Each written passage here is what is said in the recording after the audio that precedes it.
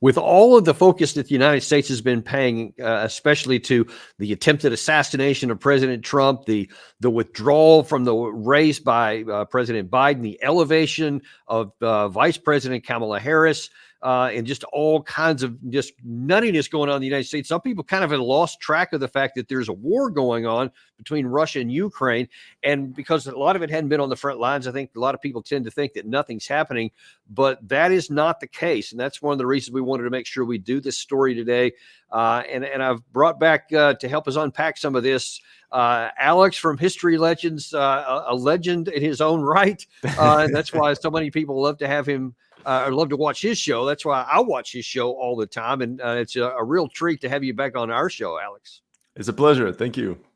Yeah, truly, it's great to have you on, because you have knowledge that really not a lot of even American intelligence analysts have, and you've been tracking this thing from the outset, and just your own history knowledge before that. It really gives you a unique a way to look at some of this, and you have access to sources that a lot of Americans don't have at all. So that's one of the reasons we are really eager to get into this. And so I just want to kind of get into the overall, before I even show any of the clips here, kind of to get your view on this comment I keep seeing by a lot of Americans, especially in light of this NATO summit that we just had earlier this month, where everybody's saying, yeah, we're going to have this 10-year plan, and, it's inevitable that they're going to join NATO, kind of giving the impression that things are kind of in a stalemate.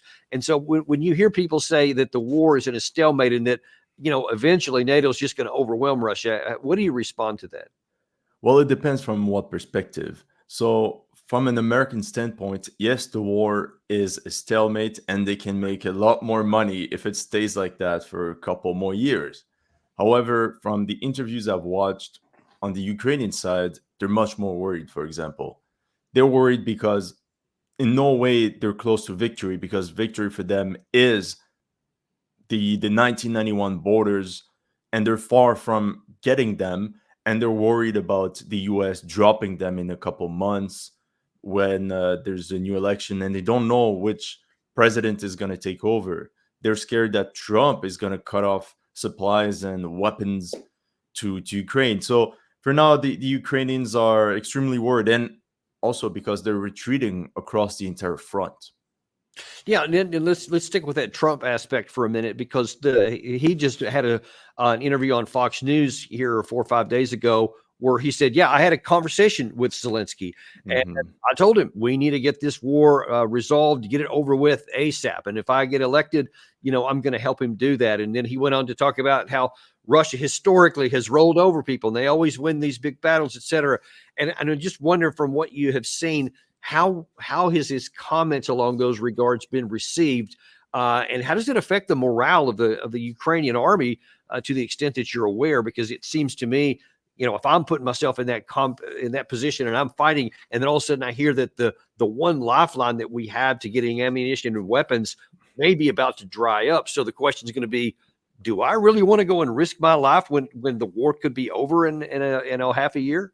Yeah, that's a very good question. Well, from the extent of my knowledge, like you said, there's two perspectives. There's the elites, let's say the commanders in chief, the politicians of Ukraine, that are worried about all this drying up, like you said. But from what I've seen with the soldiers, they're still going to the fronts. They're fighting for their country, whether it's the US or whoever supporting them. They're gonna go. And also, many of them have lost friends, family members, and many of them think it's their duty to go to the front.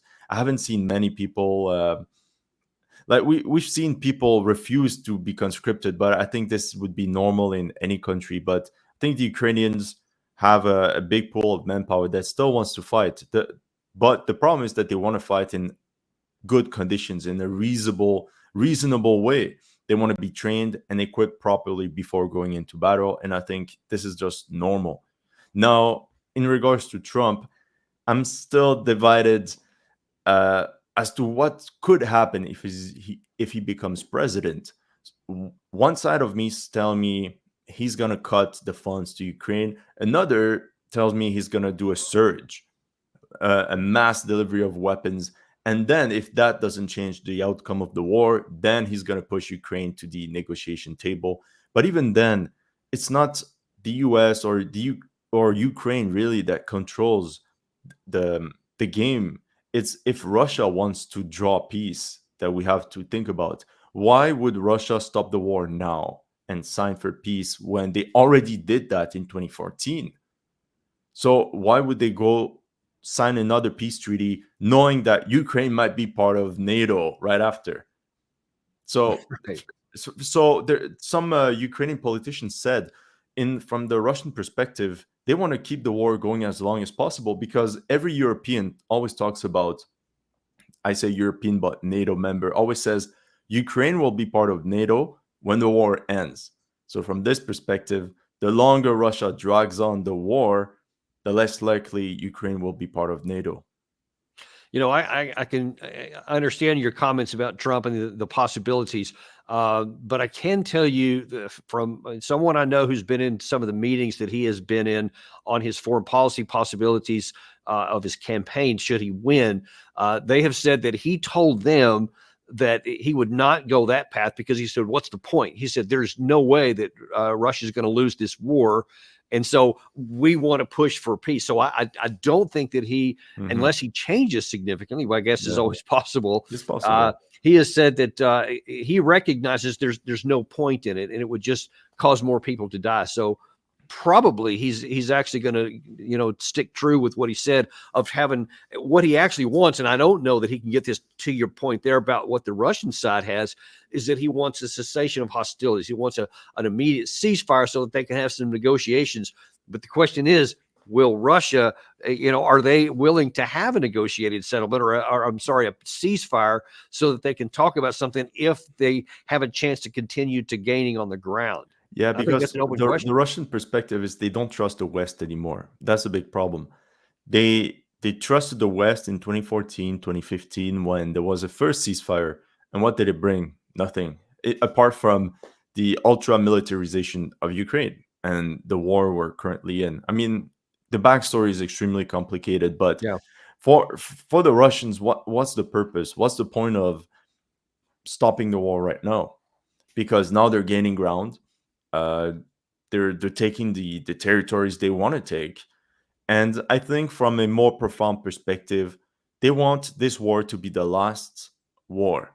Because think about it, Putin is getting old, and I don't know who's gonna. We don't know who's gonna take over after him, but he doesn't trust the next ruler with the borders, or he doesn't know what's gonna happen. So he wants, I think, Putin probably wants to settle the borders once and for all in the West, in Ukraine, knowing that it could be over for him anytime soon. So he wants to finish this war once and for all and settle this question of Ukraine. So that's the macro perspective. But Yeah. now, even Trump, from what I remember, but correct me if I'm wrong, he wasn't really inclined for the Afghanistan war, but he still kept it going. He knew it was nonsense, but he was forced to continue because, let's be honest, the military industrial complex loved it. So we could think it's the same thing with Ukraine. Why would the military industrial complex stop right now? Well, yeah, well, let's just see how it works out. Hopefully, he has learned some lessons for them because at least he did.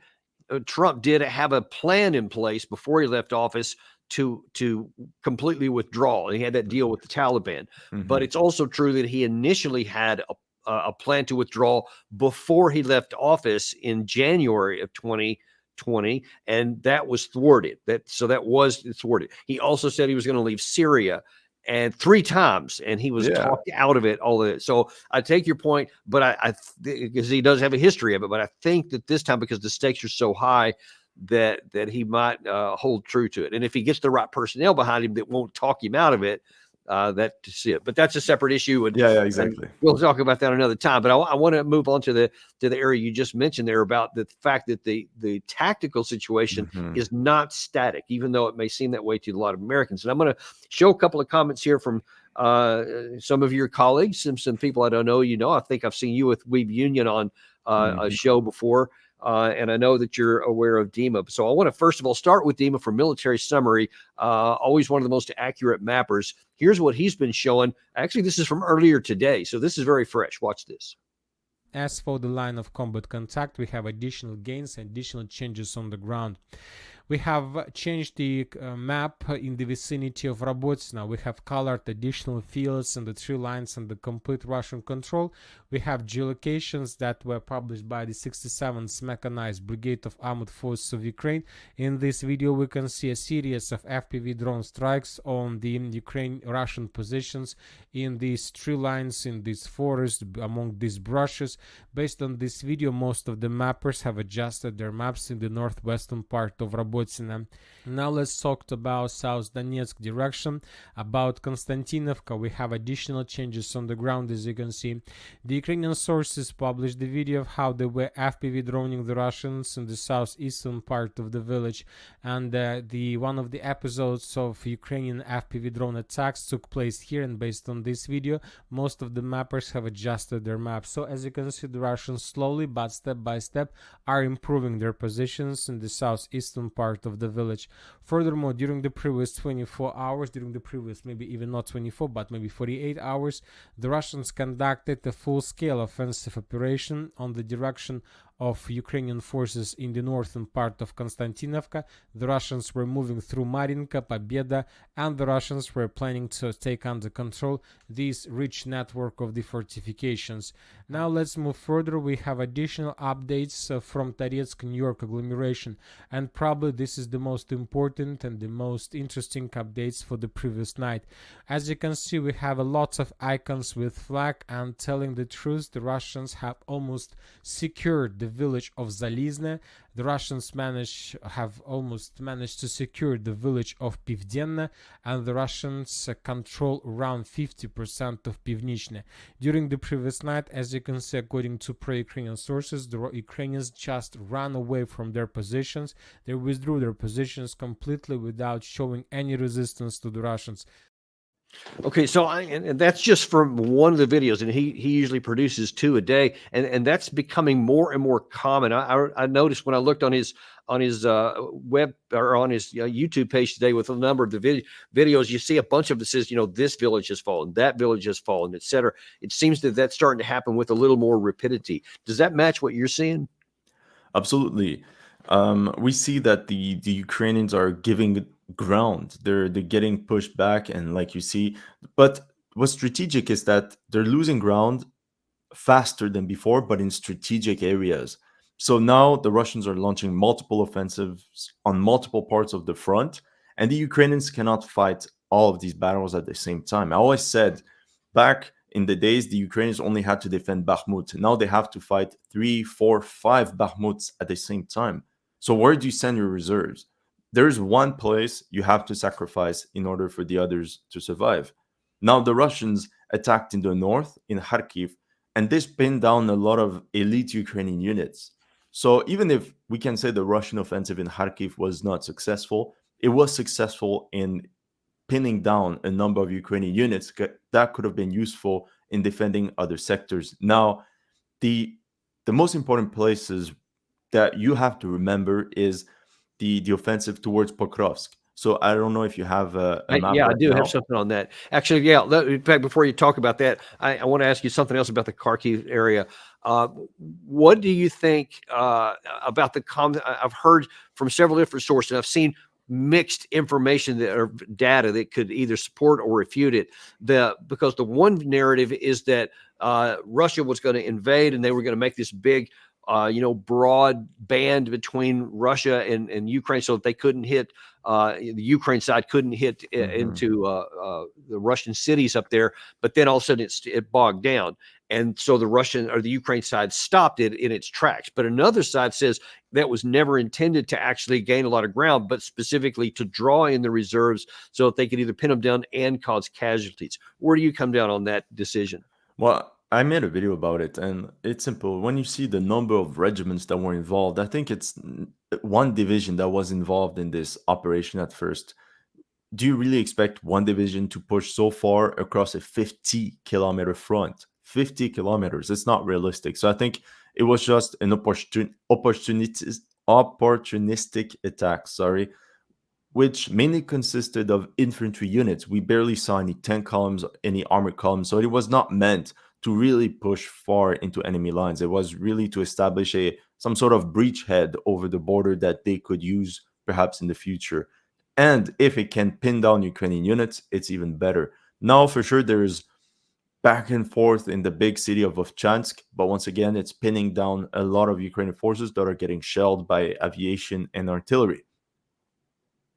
And how much, as far as you're aware, how much does the Russian side pay for that in casualties themselves? So they're inflicting, obviously, a lot on the Ukraine side, but how many are they sacrificing themselves? Do you have a sense of that? No, I don't like talking about casualties when I don't have a number. I can't even say the Ukrainian casualties. I'm just watching videos of shelling Yeah. and that's it. But the same thing for the Ukrainians claim 1,000 Russian KIA every day for the past 2 years. There's no spike or anything. That's what's bothering me is Yeah. that there's not even a spike when there's big battles, which is normal. For example, on the BBC funded website Media Zona, you could clearly see the big spikes in losses depending on battles that were taking place, which is normal. By the way, Media Zona has stopped reporting Mm. Russian losses, so that's kind of weird.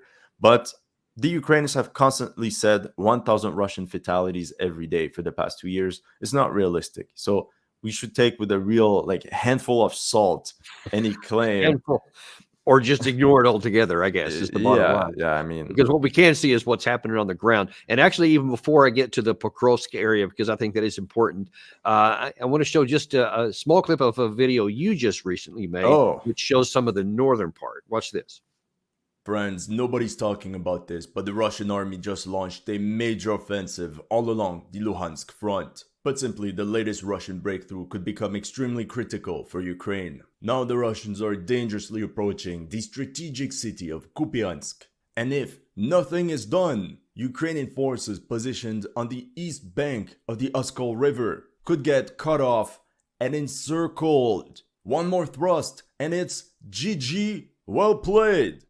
I had to include that last part because some of our fans who know you were actually looking forward to that phrase before the show even started on some of No. it. So just wanted to include that. But the bigger picture, the bigger issue is more important because Dima was talking about some of the stuff that was in the Yeah. center and the lower part of the zone, and you're talking about up in the Luhansk, up in the northern part. What's at risk up there for the Ukraine side? So you see, by the way, there's a lot of mappers that do the war on a daily basis, and their work is tremendous, like mapping every progress from every side. And my videos are more analytical on a span of multiple days and weeks, and to make the audience understand what is at stake. So the Luhansk front has not moved much, let's say, in the past months, but it's one front that could collapse for the Ukrainians. And literally one more thrust and it's over. It's not a joke. The problem is that the Ukrainians know this. So from their perspective, they heavily defended this area. But what worked until now pretty well is starting to crumble because they have to separate their units left and right across the front.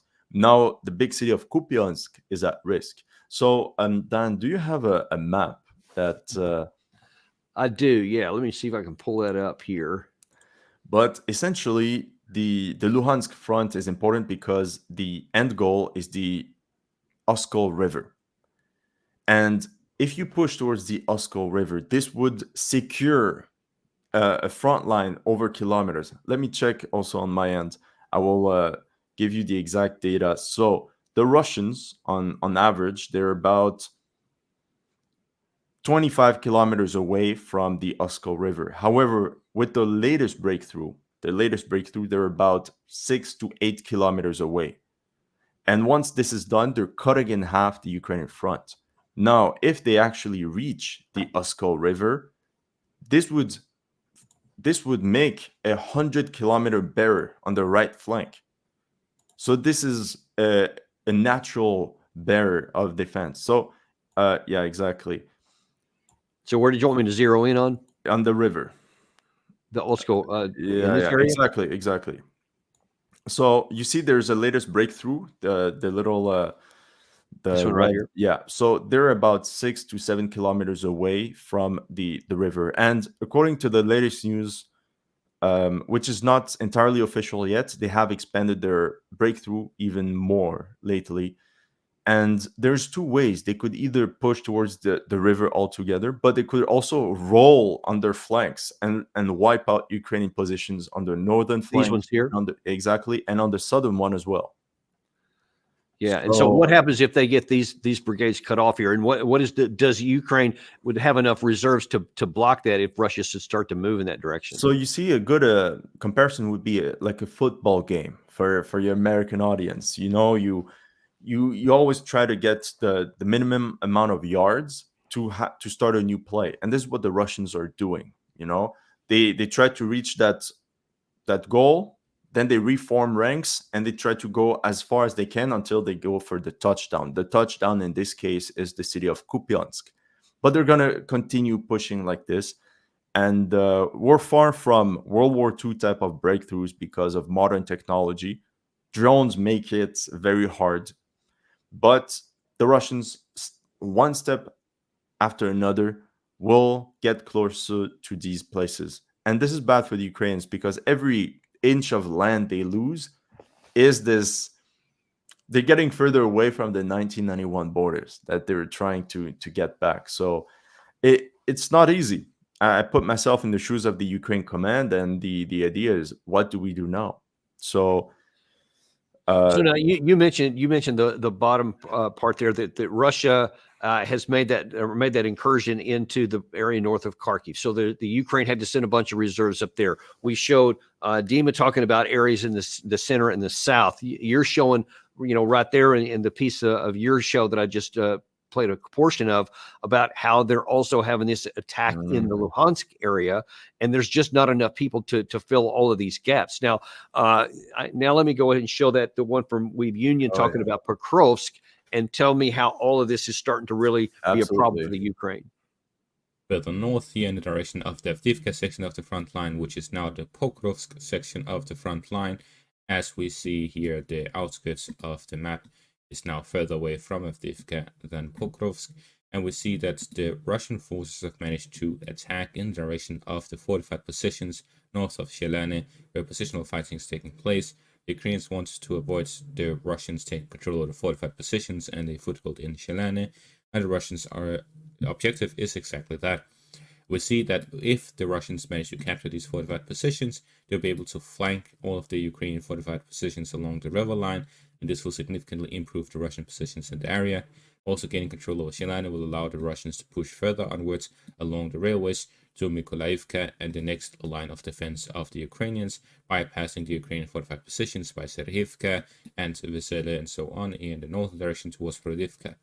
The next part would be Hrodivka, and the Russians are speeding through terrain to reach that as fast as possible before the Ukrainians reestablish their next lines of defense, because the Ukrainians simply do not have that much defense and depth manpower left. Now, see, he made the same comment there also. That's also earlier from today, is that Ukraine doesn't seem to have enough manpower to handle all of these. So the question is, will they ever, and what is the consequence if they don't? Okay, so remember during the Battle of Bakhmut, the Ukrainians conscripted a lot of people they didn't announce it, but they took a lot of people with 2-3 days of training and sent them into what we call the Bakhmut meat grinder, right? Okay, and that didn't work out because essentially a lot of reserves that could have been used in the summer offensive got grinded down. Now, the Ukrainian command still decided to improve its strategic thinking, let's say, and this time they decided to give up ground and have this massive army of 500,000 men that they mobilized and trained them and equipped them properly. This time, not with 3 days of training, but 3, 6, 7 months of training. And I think this time they're okay with losing ground because they know that they have one last chance to break through in a counteroffensive, let's say, or in an offensive to break through Russian lines. But this time they want to do it well, and they know that they need manpower and time. So they give up ground for time. So does that imply then that there are some large numbers of Ukrainian troops training out of context somewhere for some future offensive? Most likely, but this time they're more secretive about it. You see, they also learned from their mistakes about this entire PR campaign that, oh, we're training brigades, we're training this brigade and this brigade. And it's hyped up expectations of the population and everyone in the West. And this time they're like, you know what? Silence. And I think from a Ukraine perspective, it's a good idea. And also, how can I say this? They're doing their own war, and perhaps they expect some sort of offensive like what the like the Croatians did in 1995 against the Serbs, in sort of years of training a massive army, and then they just push into enemy lines. Now, this narrative only works if and only if the enemy has been weakened. So this is the narrative they're trying to bring. Oh yeah, we're pulling back, we're retreating, but we're actually inflicting massive casualties on the enemy as they advance.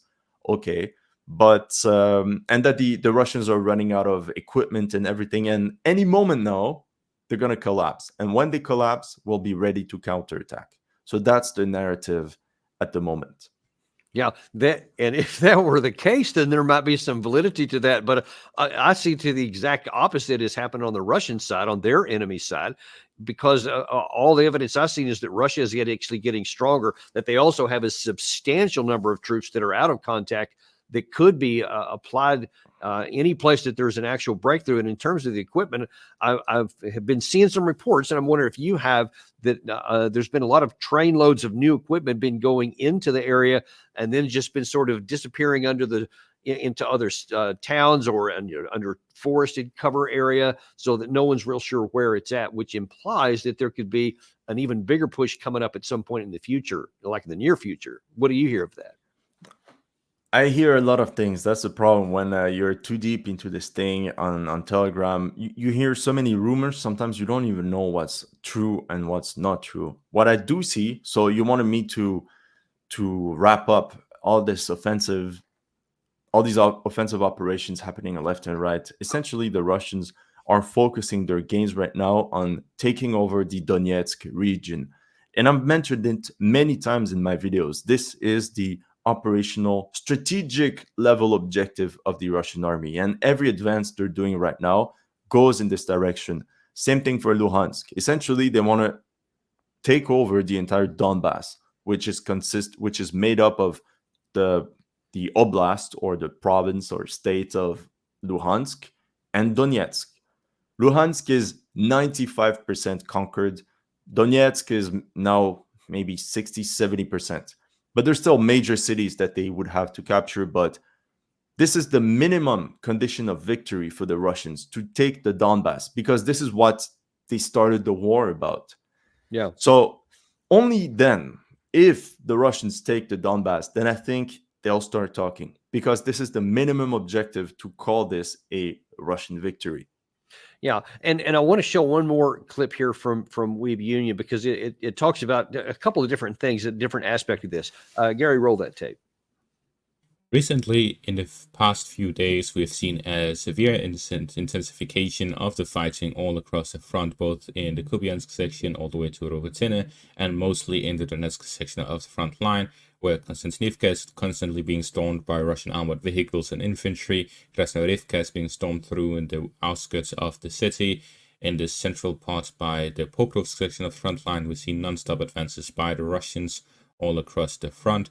In the Toretsk section of the front line, the Russians have aligned the front with the second line of defense ahead of the operation to take the second line of defense. And in north by Soledar, the front line has been intensified with the capture of Rivka, Spirne, Rostolivka, and it will continue into the next villages in the section of the front line. All of this indicates that the Russian offensive not just is not losing steam, but is actually gaining it. They're gaining momentum, and they're going to intensify the operations further over the next weeks. Now, that would seem to match. The reason I included that in there, that matches something we heard from Viktor Orban 2 or 3 weeks ago, when he was making a bunch of visits between Kiev and Moscow and Beijing, where he was saying emphatically that he believes that the bloodshed is about to increase more than what it has been earlier this year, which implies that he that Putin told him something, that he's about to launch some bigger operations. And it seems that we there is starting to observe that. So the issue is, there are two things that I want to talk about. First of all, that if Ukraine can't keep moving enough people around here, whatever they may be doing out of contact somewhere, if there's a breakthrough and Russia keeps having the pressure, then they may be able to exploit it. Do you see that? Absolutely. Now we see it. They're rushing for Pokrovsk. Pokrovsk is a logistics center. It's a logistic hub for the entire Donetsk region. Now, the best way to explain it is like an Amazon warehouse. So if you capture the Amazon warehouse, the packages don't go to the houses in the region anymore, and everything has to be rerouted, and it becomes very complicated.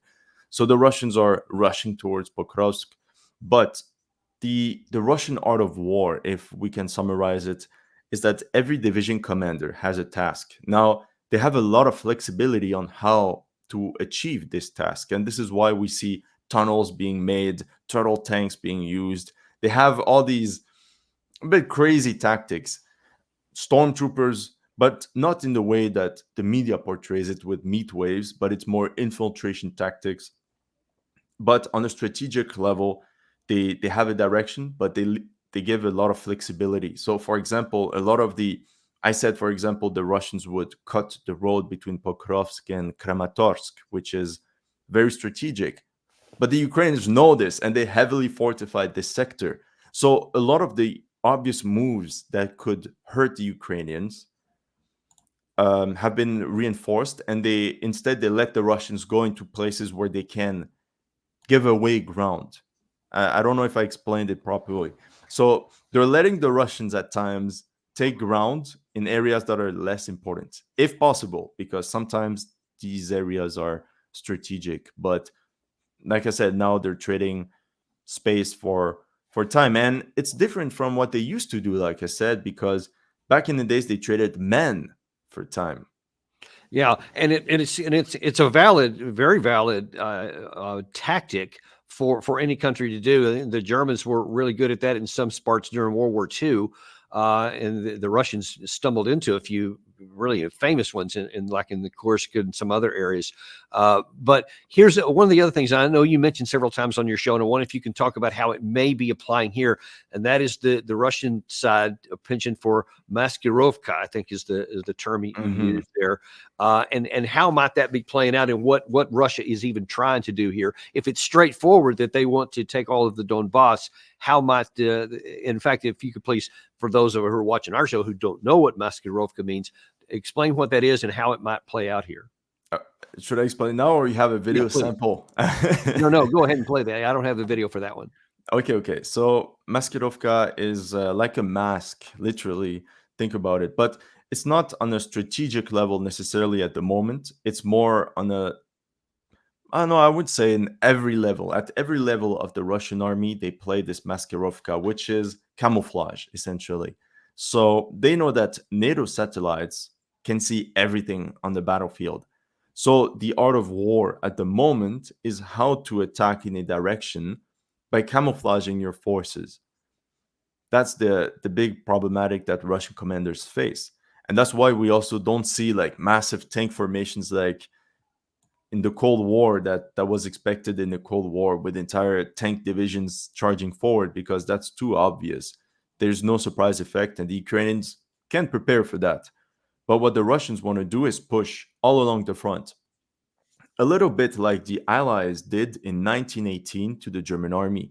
They kept pushing left and right and make sure that the defender has no reserves to counterattack, and they have to lose the ground over and over. Now, for maskirovka, you have the operational level. So you want to attack close to urban areas, because this is where you can camouflage a lot of forces. So, for example, the best example is Avdiivka. Avdiivka was the perfect example of maskirovka, because the Russian army was hidden in the neighboring city of Donetsk, which is what, 1 million, it was inhabited by 1 million people before the war. So imagine how many soldiers you can hide there, how many vehicles you can hide in garage, in any type of building and factories.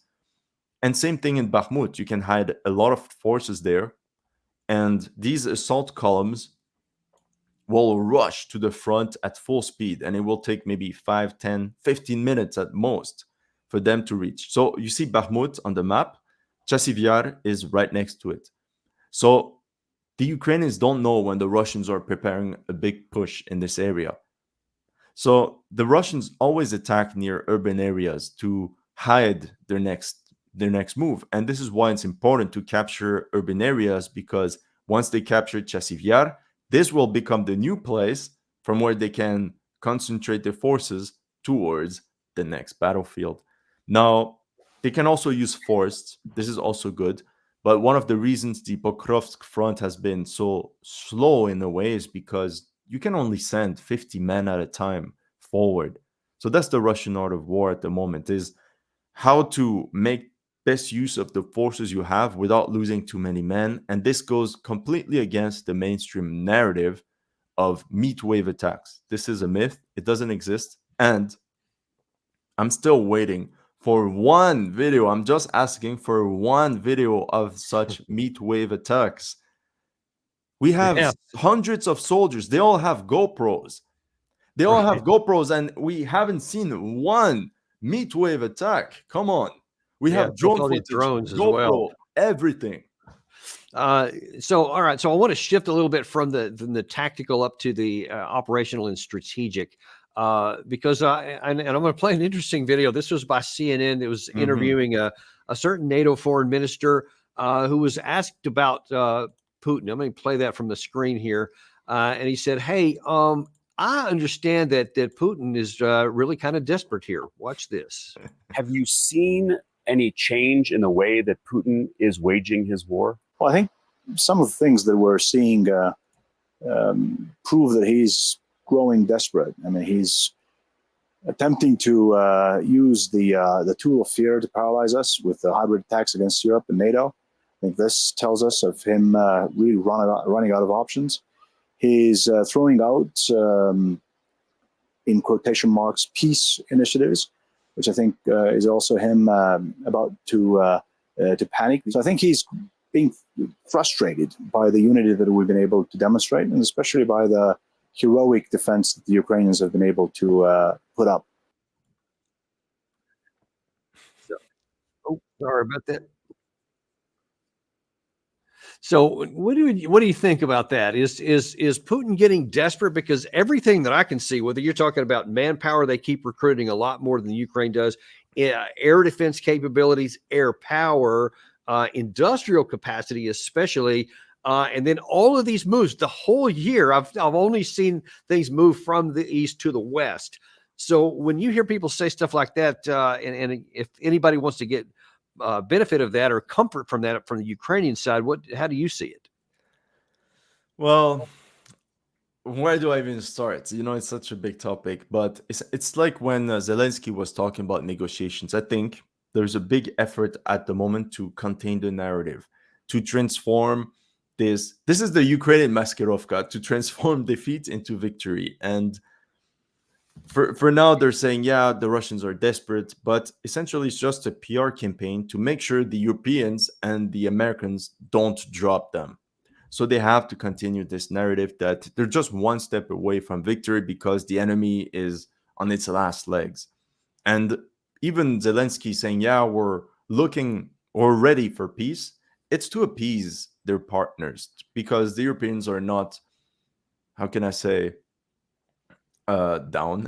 They're not down to go on for years and years, because from an economic perspective, it has truly strained the European Union. But yeah, the Ukrainians have to keep this narrative. For fun, I like to listen to these videos just to see the parallel universe, because you have reality and then there's them. And I always like to tune in to this parallel universe to see what they're talking about. But remember that Baghdad Bob, that right. that communications agent of the Iraqi army was saying, yeah, we repulsed the Americans, and then you see the Abrams tanks just driving behind him. So this is a bit what they're doing, Baghdad Bob type of PR campaigns. Right. And it's funny because it will have some effect for the time being on the Western audience. But you know who it doesn't have an effect on? Vladimir Putin. They probably hope that at some point we will get scared. But at the same time, they talk about wanting to achieve a strategic defeat of Russia on the battlefield. What does this mean for Russia? For Russia, it means the end of its statehood. It means the end of the 1,000-year history of the Russian state. I think this is clear to everyone. So the question arises, why should we be afraid? Isn't it better to go all the way then? This is basic formal logic. I think those who think this way, and even more so those who say this, are making another big mistake. You know, I had a guest on the other day that said one of the things that he found interesting about Putin is that he's fairly well straightforward. I think it was John Mearsheimer, actually. He said that he found it disconcerting that you talk about this parallel universe that comes out of either Washington, Brussels, London, Paris, etc. He just said, I don't even know what they're talking about because it's detached from reality. He said, but Vladimir Putin, even if you don't like him, he's logical, he's consistent, and it's based on his national interest, and you can understand what he's doing. And I think that you can see that in that clip there, because he's saying, what do I have to be afraid of? Because of all those categories I just mentioned. I mean, time is on his side, no matter what we want to say in the West, don't you think? Absolutely. Yeah, I don't even know what else to say, because it's, to me at least, it's so clear. What I think is that the Russians have a plan. So once the let's say the plan A was the collapse of Ukraine in 2022, and that the Ukraine government signs off the separatist oblast as Russian territory, and that end of the day. But then they have plan B, and they struggled for some time, but now their industry is going in this direction, and they're working towards this goal. And the goal is very clear: take the annexed regions. Now, the longer the longer the war goes, the more Russian demands will change. You know, it's like any negotiation. It's, you have some stability. One side has demands, one side has other demands. Okay, I'll give you an example with business partners. Imagine one guy can give $100,000 and the other $100,000 as well. They're equal in their demands. But what if one of the guys now has $1 million to put in and the other still has 100,000? We're going to listen to the guy that has $1 million in the bank ready to invest. His demands are going to weigh more. It's the same thing for the Ukraine war. If the Russians win so much, their demands will increase as time goes. So that's the strategy. That's a bit what they try to do. But like I told you in the beginning, Putin sees himself as a continuation of Russian history. And this is, I'll take a minute to talk about this because it's a bit more profound than what we do on the day-to-day basis. So Putin is the successor of the czars of Russia and the communist leaders, often called the Red Czars.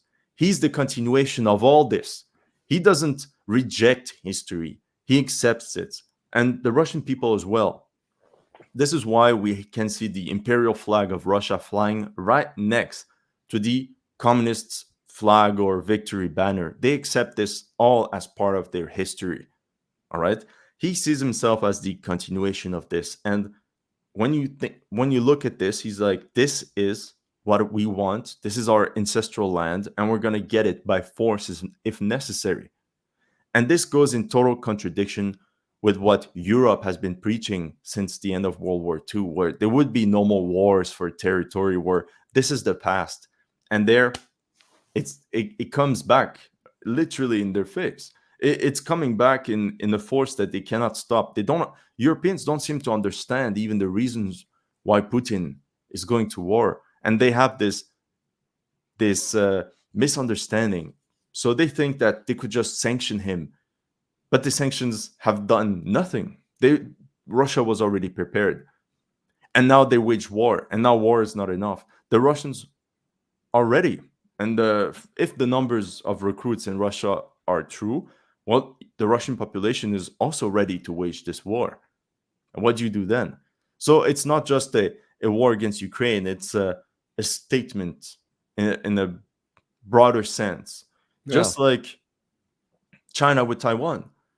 You know, it's bigger than just territorial conquest for Right, territorial right. conquest. It's bigger than them.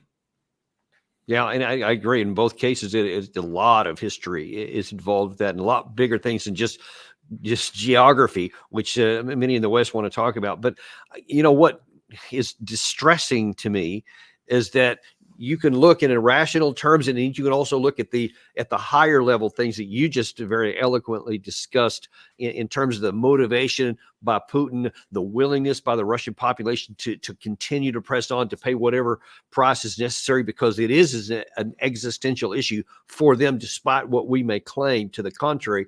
But when you have this alternative universe, and that is occupied by Biden, by Zelensky, by Macron and Schultz and several of these others, Keir Starmer now in UK, all they're doing by continuing to ignore all of that stuff you just talked about is that the Ukrainian people are going to continue to pay for this with their blood. So they are so brave. They are so courageous, as you point out, that even in the odds that they're going on, they're still going out to battle. They're not like quitting in large numbers or refusing to fight, etc. But they keep going on because of the support that they got on the West, which is just not connected to reality. And at some point, it doesn't matter. It won't matter what anybody in the West thinks, to include Zelensky. If they don't have enough troops and enough of them die and enough territory is conquered, and that seems inevitable, I can't see any rational path to the contrary of that, whether it's something breaks in the next month or two, or even if it went another year or two, the end result is the same to me. Do you see any difference than I do? No, it's the same, but it's the same reason why you still had Germans fighting until the very last day of World War II. When you ask them, they don't think about the large scale things. They just said, I'm going to fight. And that's what Ukrainian soldiers do. Yeah, it could have ended after the Normandy beach landings. The Germans had lost the Battle of Normandy. They also had suffered some losses on the Eastern Front with the fall of Belarus and all this region. So yeah, they could have stopped the war there, knowing that every German knew that there was no victory, but they kept on going, and a lot more people died in these 2 years. A lot more That's a people really good died, point. and they kept on fighting because ideologically they were ready. Yeah, So so now for they now, continued to fight until even when they had the Volks Grenadiers and all that, with the little kids and old men and all that, they still kept fighting until finally, I guess, Hitler was taken out, and then they had that person, Admiral Donitz, I think it was, who took control and then said, "All right, we're going to stop." but Only then did they stop. but Do you see a potential analogous to that here? before I answer, it's the same in the US history with the Confederates. Yeah, they could have stopped the war in 1863 after Gettysburg and Vicksburg. It was over. But they kept on going. It was not until the Union forces had completely ravaged the South Yeah, that only then they stopped. that's such a good point. A bad point, but a good one. But it's real. They knew it was Yeah. over. How many men died for a lost cause? So how many battles were fought in the region that around Richmond and Petersburg? Yep. It was World War One, but it was a battle of attrition. They kept on fighting. Now, I think that from what you said, there is an extreme wing in Ukraine that wants to carry on the war, and I really think that General Syrski. I'm saying this with my nose, okay? It's rumors, feeling. It's not fact based necessarily because we don't have the facts. I think that Zaluzhny was more prone to accepting a peace deal. I think. And I think the new General Syrski is the one that's going to fight until the end. If Zelensky signs for peace or is thinking about it, something might happen. I think. I don't know. Because a lot of super nationalist people will not let that go. They're Yeah. not going to accept it. The same way, imagine in 1944 people trying to talk about peace for the Germans. This is not going to happen until it's in their face. So based on your understanding of history, and those are great examples you just mentioned there, how do you see this playing out? Well- And if Syrski continues on, if Zelensky continues on, if the West continues on, nope, we're just going to keep fighting no matter what the facts say? How does it play out? Well, some people say there's going to be peace by Christmas, but every time they say this, the war is going to drag on. So I don't think that there's going to be peace right now. And I don't think that it's the mood for peace, because think about it. Yeah, the Ukraine's lost some ground, but they haven't lost major strategic cities either. We're talking about massive cities that will make everybody understand that it's over. Like a Kupiansk or a Kharkiv or a Kharkiv or the more symbolic Slavyansk and Kramatorsk. These ones are where the war in Donbass started. It's hyper symbolic. If the Russians take these cities, in a way they seal history. This war started, this war ended. All right. So for sure the war could end anytime soon, and it's a surprise, and I was wrong. But I think the Ukrainians did not mobilize 500,000 men to sign peace now. It just doesn't make sense. Why would they mobilize all these people if they're just going to sign peace or call a ceasefire? The Russians know they're not going to get trapped too, because they know that if they do a ceasefire, the Ukrainians are still going to rearm and train and go for another round. That's what we forget. That's what a lot of politicians, they don't understand. It's not about just peace. Peace for what? Peace to restart in 10 years? Peace to restart in 5 years? No. Peace, you want peace for good. So I think the Ukrainians will try one more counteroffensive at some time. And only if this fails, then they'll be like, okay, we tried everything. Maybe we... You know, Alex, my gut tells me you're right. And my heart is just anguished because of it. Because, look, they had every chance in the world. And if there was ever going to be a shot, it was going to be the 2023 summer offensive, because of all the stuff they had before that. The fact that Russia had just been, spanked in the Kharkiv and the Kherson area. If ever there was going to be a shot, it was going to be then. And of course, Ukraine broke their teeth on the first line of the Surovikin line. And now then Russia is way more powerful than they were. If they try another one, especially because the West hasn't come close to even talking about, much less providing, a large package of tanks, artillery pieces, armor, ammunition that go along with it. And even when these F-16s come in, they're not going to be in big enough numbers. There is no way that would succeed, and they'll probably lose even more people. But I think I tend to agree with you. I think they probably will try. Another historical example, the Battle of the Bulge. The Germans had to try. They had to try that last push, to try to really, can we squeeze that last victory? Didn't work out. It still took a couple months, but it was over after that moment. Now, that's such a good analogy. But there's also something. What did I want to say? Yeah, there's maybe some things historians in the future will uncover. Now we don't know, but we have to remember that the summer counteroffensive was largely planned by. I say counteroffensive for the general audience, even though it's an offensive. Right. It was planned by NATO officers, and we know it was organized by British and American officers. They did the war games for it. And there is this big debate within the Ukrainian army as to whether become a Western NATO force or do their own thing. And I think it's General Syrski that is the winner, because Zaluzhny was the one that said, no, we have to become more like a NATO-like force, heavily armored and all this. And the plan completely failed. And a lot of people that trusted the West, militarily speaking, got pushed out.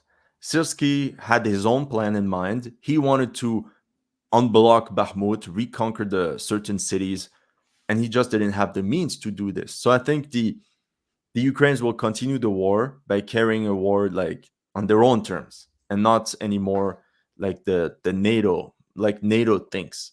So in a way, they're taking back their independence and how they want to carry on the battles. Like the Kharkiv offensive in 2022, it was them. They figured it out with relative little means. It was just strategic maneuvering, surprise attack, and the enemy front broke. So I think there's also a rupture in the Ukrainian military as to how they should carry on the war. But it's not.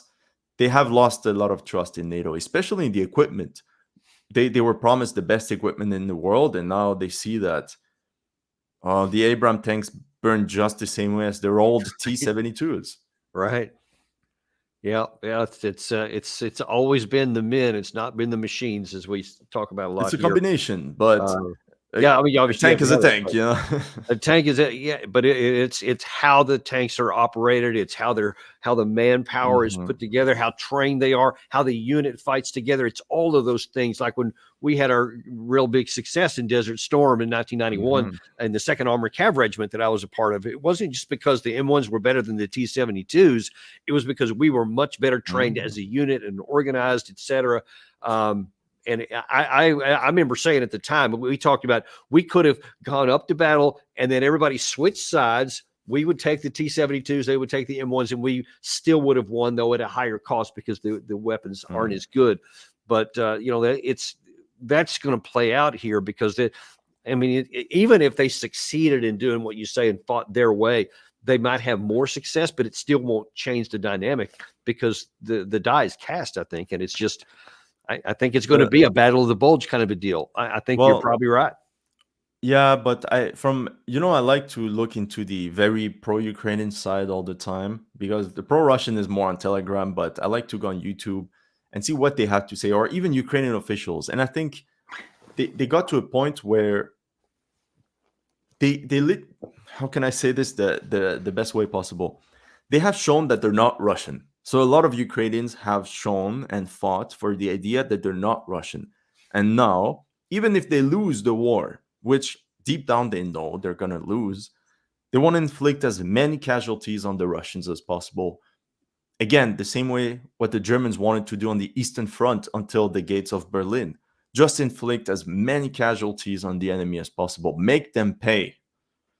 That's the overall feeling. I spoke to some soldiers on the Ukrainian side, and that's what they're saying. They're saying, we don't care. If we have to retreat, we don't care. We're just going to break the Russians. That's fascinating. That's a really important point, a fact to bring out. That's so even if I think Ukraine will twist the facts by saying we won the war. We became independent. We remained independent, and we inflicted massive casualties on the Russians. So that's what they're going to do. They may say that, but they're going to have a lot less territory at the end of the day, I think. So, and a lot fewer people. But anyway, I guess we'll have to wait and see how this plays out because I think there'll probably be some big moves here coming up in the next few months. I don't know if something will happen. I know some sources are telling me that Russia won't make any big moves until after their BRICS summit in October because they want to get some things politically and diplomatically resolved. But we'll see because war is a very unpredictable thing. But really appreciate you coming on today. This has been one of the better episodes we've had, and you've given us. I try my best for you. I try my best. You do, man, and you always. That's why I watch your show all the time. But now I want to have you on even more. Those are some great points you brought up today, and we recommend everybody go to your channel there. We're showing it on the screen at the moment there because you got a lot of great videos. Always putting in some humor in there. In some interesting ways, makes it very entertaining. But you see, you can be deadly serious or also funny. So we really appreciate you coming on, Alex. Thank you. It was my pleasure. And we also thank you guys for joining with us. Be sure and like and subscribe. And we're going to have Colonel Jacques Beau on tomorrow at 2:00. Also, one of our all-time favorites. Because he definitely has that great strategic mind and can really cut to the chase on a lot of things. So we'll have him back tomorrow. Be sure and join us at 2:00, and we will see you on the next episode of Daniel Davis Deep Dive.